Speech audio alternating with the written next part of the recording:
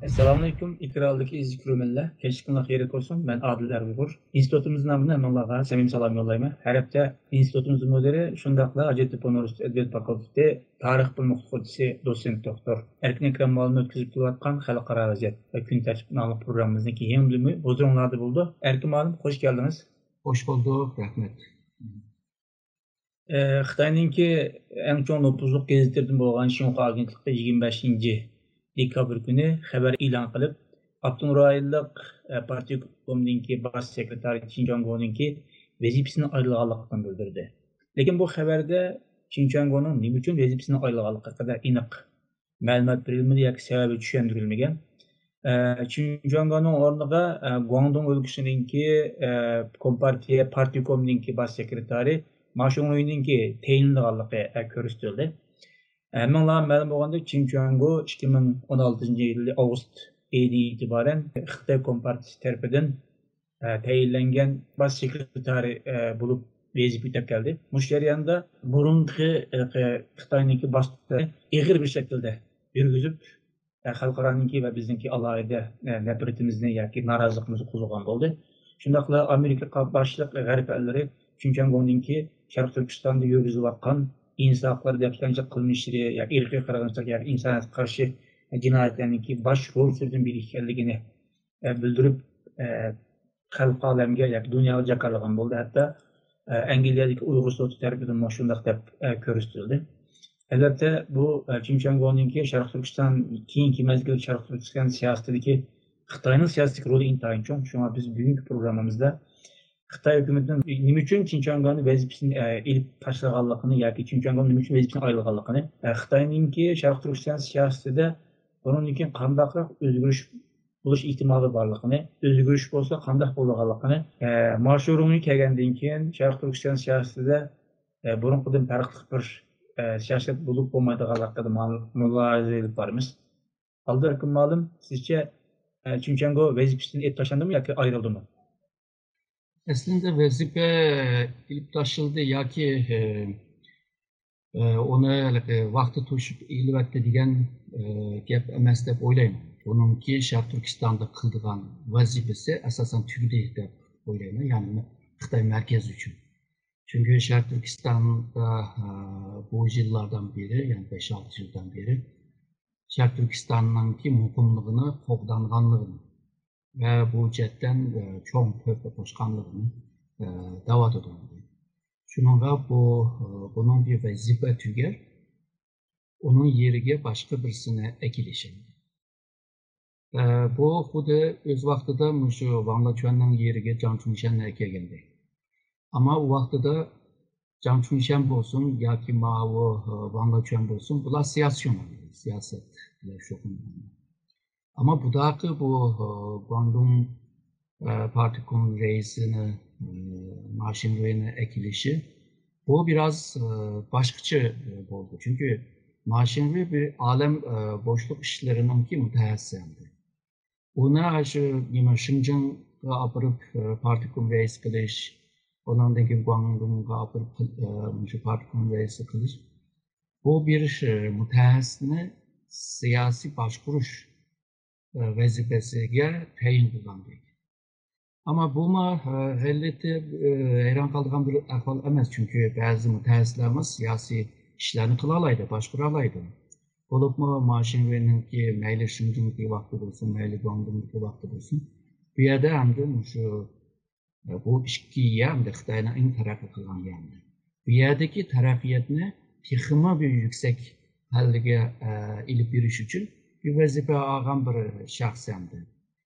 Onu Sharq Turkistonga ekilişi, bu Sharq Turkistonning ki iqtisodiy ve turmuşlarını yaxshi qilish uchun deb o'ylayapman.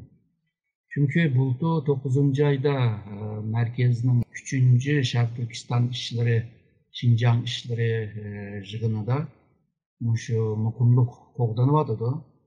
Hem de iqtisodni kuchlantirish ve turmushlarni yaxshi qilish degandek shunday talablar bor. Shuningga bundan keyingi Xitoyningki Sharq Turkistondagi siyosati bir chetda mavjud muqimlikni davom qildirish, ya'ni qo'g'dab qolgan muqimlikni yana bir jihatda shu iqtisodni kuchlantirish.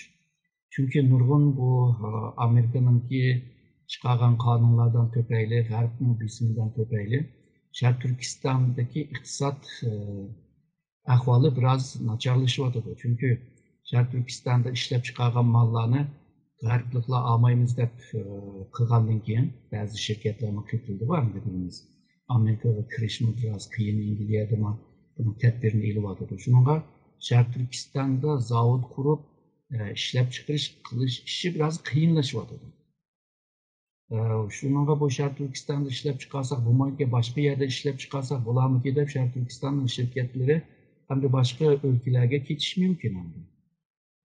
Bunday bir qiyinchilikda bu markaziy hukumat Sharq Turkistonga ko'plab mablag' selishga to'g'ri keldi. Mushu meselelerni hal qilish uchun belki bu mashinani Sharq Turkistonga keldi deb o'ylayman. Hamda Chunchanggo'ga kelsak, hamda Chunchanggo Sharq Turkistonda qilgan ishlari hamda Xi Jinping uchun Xi Jinpingning kelar yili bu 20-partiya qurultayida tekrar saylanish jihatda Xi Jinping uchun bir xizmat qilib bergan. Shuningga bunday bir xizmat qilgan odamni ilib tashlamaydi deb o'ylayman. O'z vaqtida shu Shinseyma markazga ib borgan chog'da buni yeziklik va o'rmonchilik ministerligiga atangan, ishiga tayin qilgan.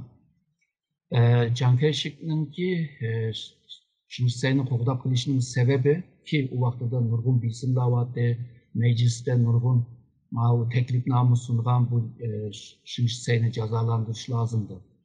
Hem Sharq Turkistonlik hem Xitoyning ichida jazolandirish lazım qonunga ko'ra. Chiang Kai-shek bu Shinseyni qo'g'dab qoldi. Sebep Sharq Turkistondek bir yerni nima qilib qilsin, Sovetlar bilan qanday o'yin o'ynagan bo'lsin, qo'g'dab qoldi bu rayonni degan. Shuningga bu mushu mantiqi bilan birlikda Chunchanggo'mi Sharq Turkistonning muqimligini qo'g'dab qolgan, bunga ko'p qo'shgan biri hamdi. Ama bu Chunchanggo'ning nomi sissidi, obrazmi buzildi. Hamda bunun qilgan ishlari xalqaro Xitoyningki obrazini buzdi.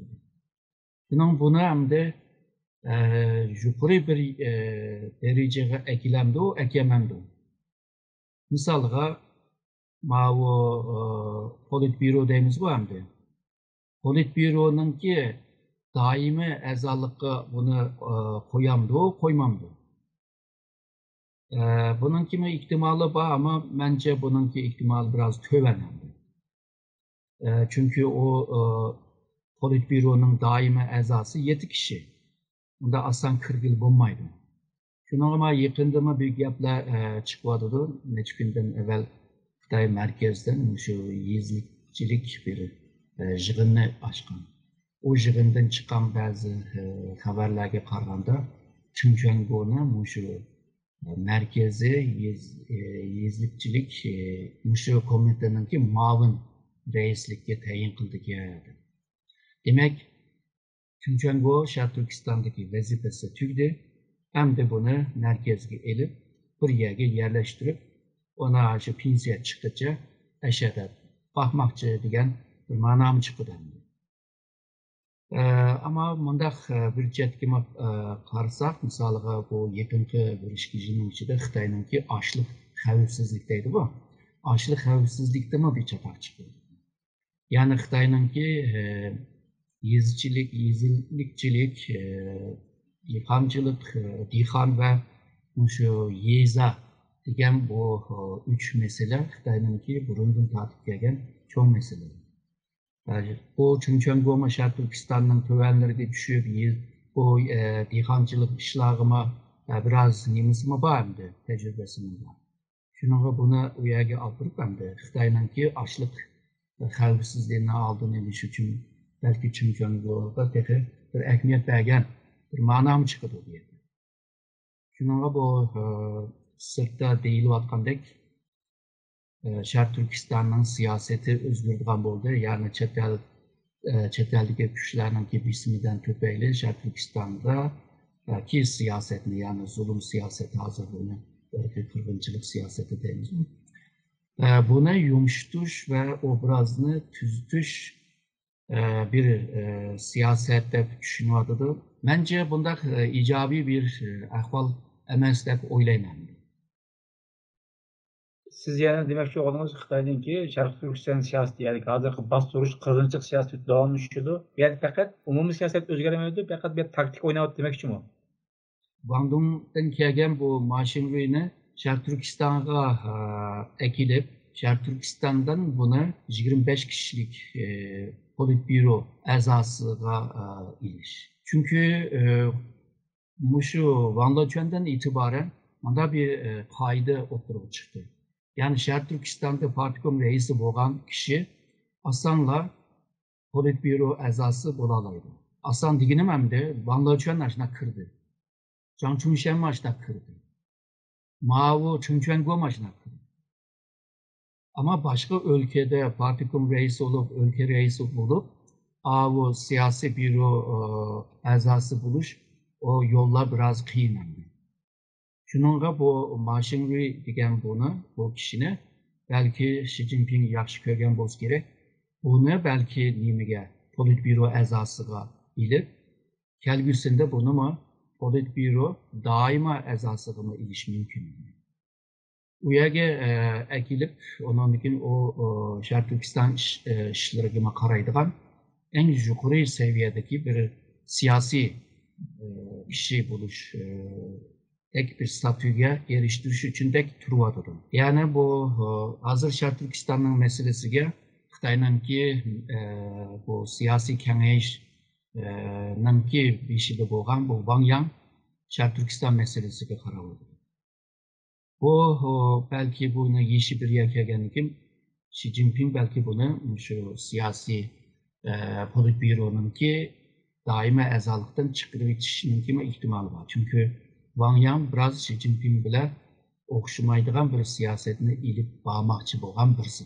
Shuningga bu Wang Yangni chiqarib o'tib boshqa birini qo'yib turib, undan keyin balki Mao Chungquan shu Mashinriga merkezden yardım qiladigan, qo'llaydigan bunday bir planni qurgan bo'lsa kerak. Yani mevcut siyasetini, Sharq Turkiston siyasetini devam qiladi, ama bunun yanında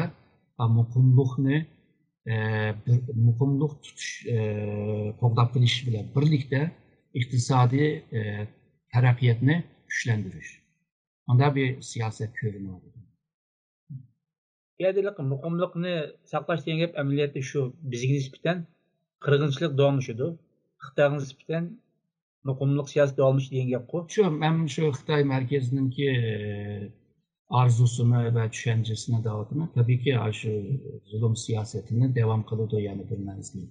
Çünkü Sharq Turkiston'daki muqimlik peki Xitoyning istaganidek aşındak bir %100 peki ahırlaşmadı. Onundan sır Sharq Turkiston meselesi xalqaro meselesiga aylangandan keyin Sharq Turkiston meselesi devamlı xalqaro kun tartibida turibdi. Hem de başka bir mesele çıksa bu Sharq Turkiston meselesi gün tartibden düşmeyotdi. Mesela Afganistan meselesi çıktı, bütün dünyanın ki dikkati eşeğe düştü, eşeğe tartkan oldu. Ama bir mezgil ötepla yani Sharq Turkiston meselesi gün tartibde.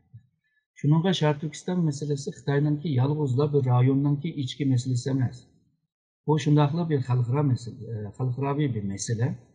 Bundan başka Sharq Turkiston bu Xitoyningki yurgizayotgan bu yeni İpek yolu stratejisinin muhim bir nuqtasi.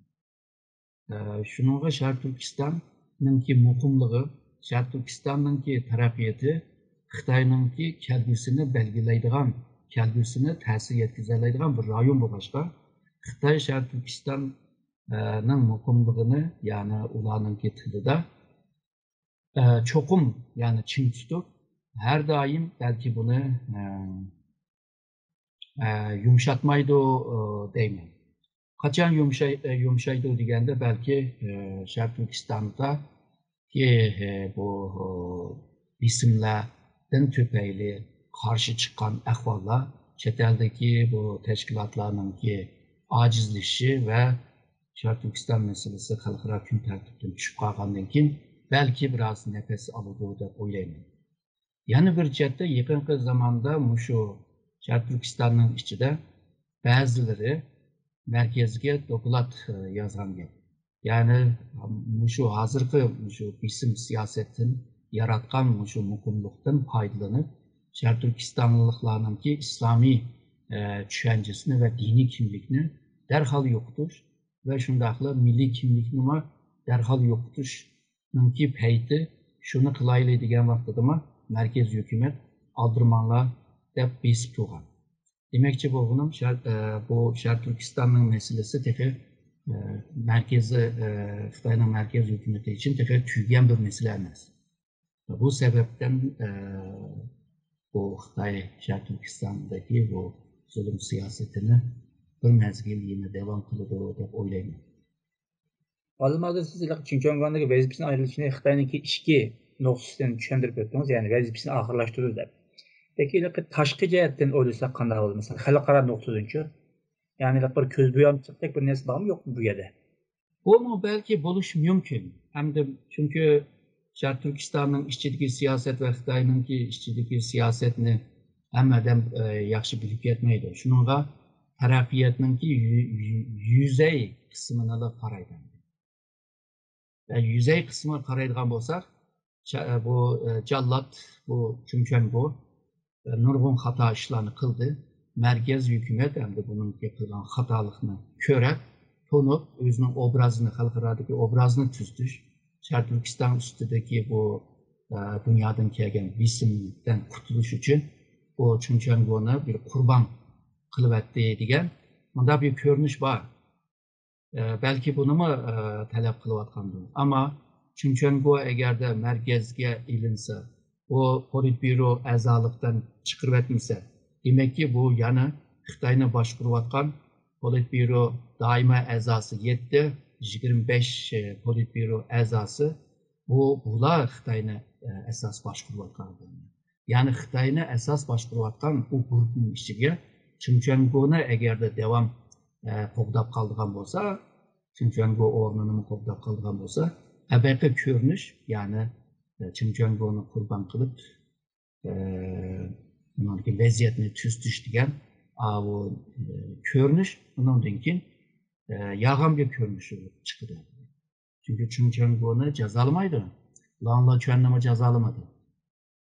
Mao Jiang Chungshanmi Lanla Chuandek chin qilamadı ama onun vaxtida nurg'un vaqalarni chiqdi. Onu mu cezalamadı? Yani ularni şu politbüro a'zosi bo'lib Xitoyni boshqaradigan asas o grubning ichida tutib turdi. Chunki Xitoyninki markazdagi Xitoylarniki zihniyatida, ya'ni tushanchisida Sharq Turkistonda nima qilsang qil, yomon ish qilamsa, yaxshi ish qilamsa, ish qilib Sharq Turkistonni qo'g'dab muqimligini qo'g'dab qilish, u yerningki taraqqiyotni, turmushni yaxshi qila olishi bu yetidi ularga. U yerda qanchalik odam o'ldirdin, qanchalik odam turmaga tashildin, qanchalik odamni lagerga soldin, ular sormaydigan narsa. Chunki bu Shinsey vaqtida Shinseyninki oqibatiga qarab buni bilib bo'ldi. Xitoyninki markaz Xitoylar shuna o'ylaydi.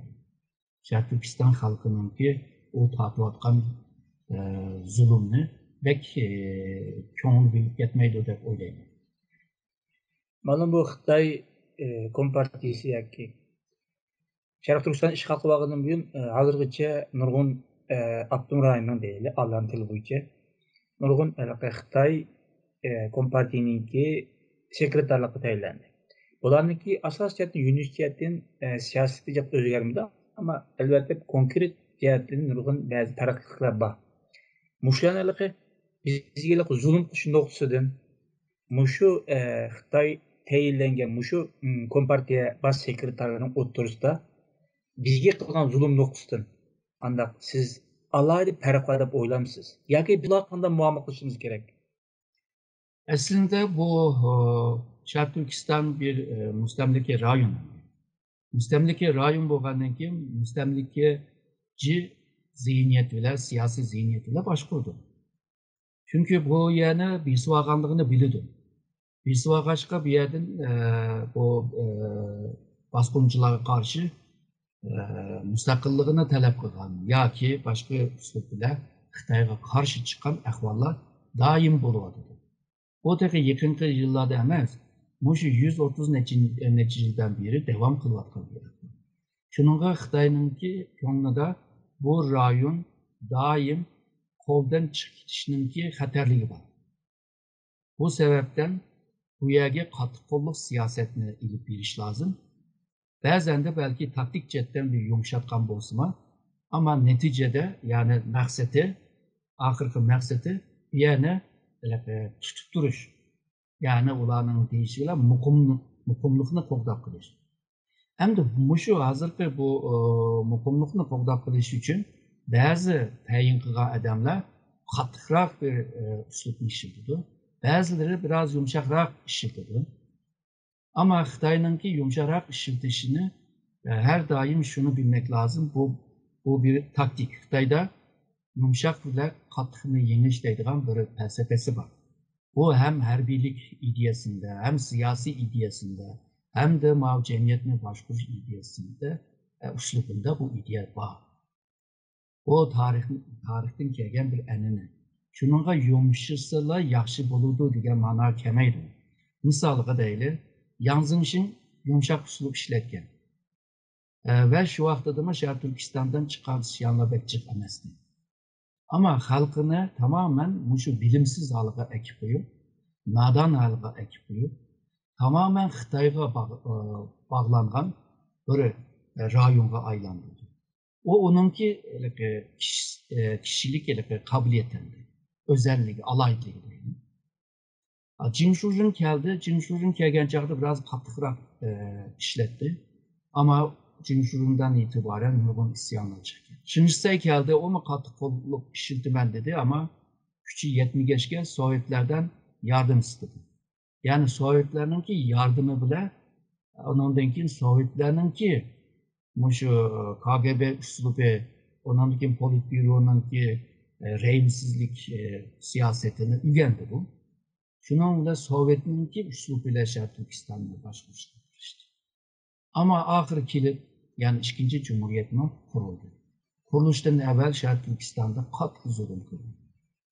Şununla bu Şarkı Türkistan'da bir cihetten yumuşak uslub işlesime ahir kilit yani bir özgürlük oldu ki ama uzun bir müddette. Ama qattiq qo'lliq işletken vaqtida yani bir özgürlük oldu ama müddet cihetten biraz qisqaroq.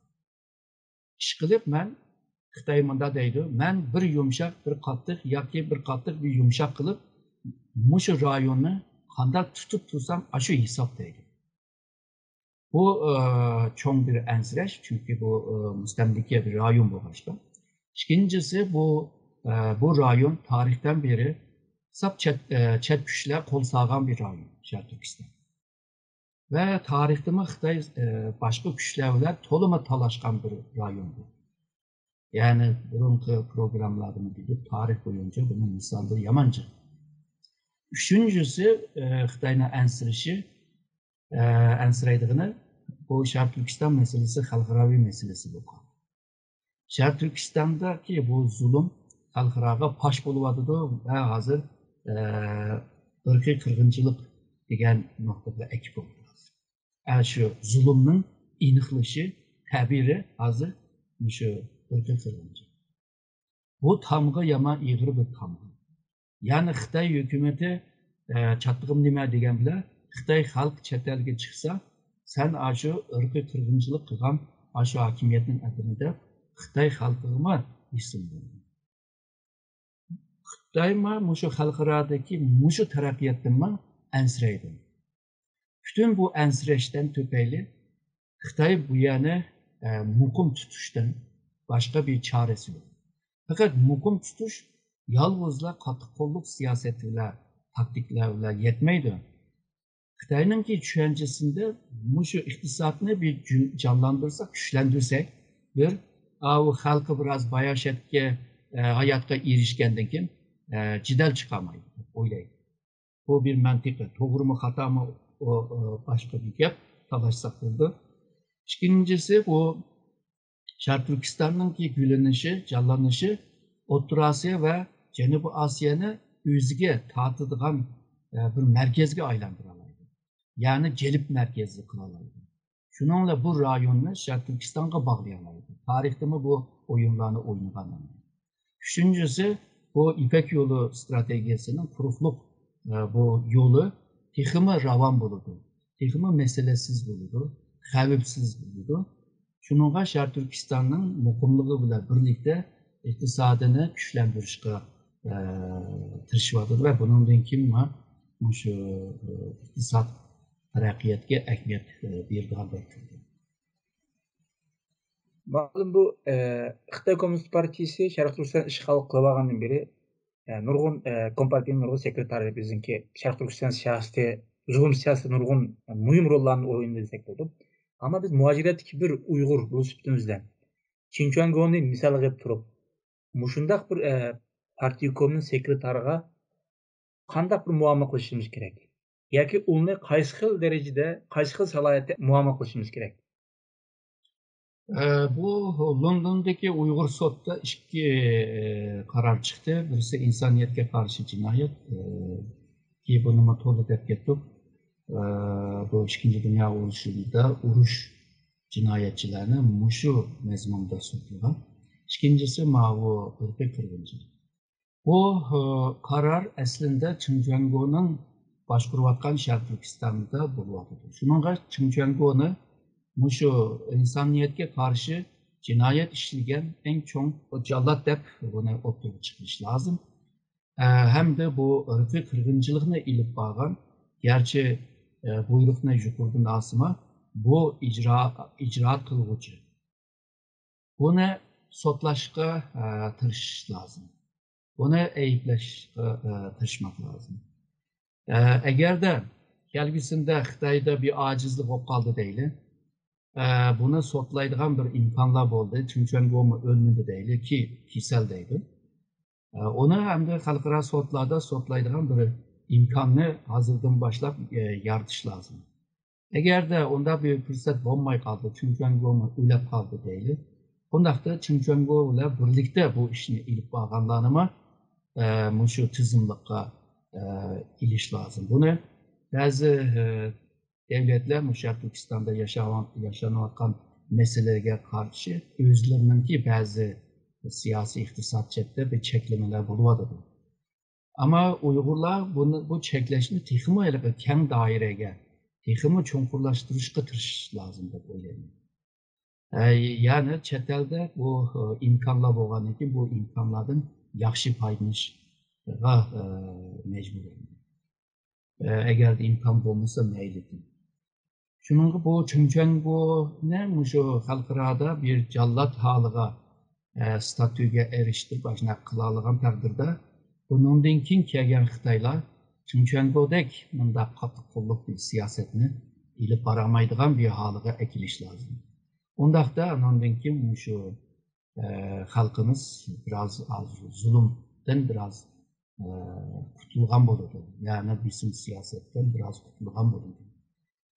Chet eldagi tashkilotlarning qildigan ishi asosan o'zininki chet eldagi ishini o'ngshash emas, Sharq Turkistonliklarning deyman yemagan, qilman deb qilamagan ishlarni, gaplarni qilib lozim chet elda. Shuna qilgan chog'da undan keyin xalqimiz uchun xizmat qilgan bo'ladi. Aziz ko'rmanlar, biz bugungi programmamizda Jallod Chinchuango'ningki vazifasidan ayrilishniki pardaqisi va Xitoy Kompartiyasininki Sharq Turkistonda ki bunun keyingi siyosati haqida analiz yapadik. Ma'lum ko'p rahmat sizga. Rahmat aytaman.